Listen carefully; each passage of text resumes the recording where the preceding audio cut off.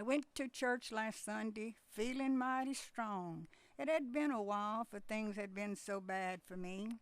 I thought that I would go and dance and shout and sing along with the members, but that didn't happen. Instead, the preacher man seemed sort of mad. He came down on the deadbeat dads and their double breasted suits and how we look so fine, and you don't even pay your child support or your bills, and you all don't even give your wife and kids a dime.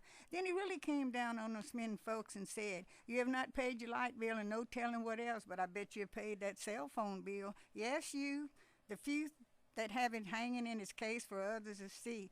By the way, if it's in working order, you better make sure it's cut off here in the Lord's house. You all need to get right with your family and God." And I was looking down the road and I spotted a pretty little filly as she stood. I saw those hips. Suddenly we caught each other's eyes, and she put her hands on her mouth, and those red lips mashed her fingertips. Well, the preacher man was pouring out his heart, and I was straining my eyes on the pretty little filly.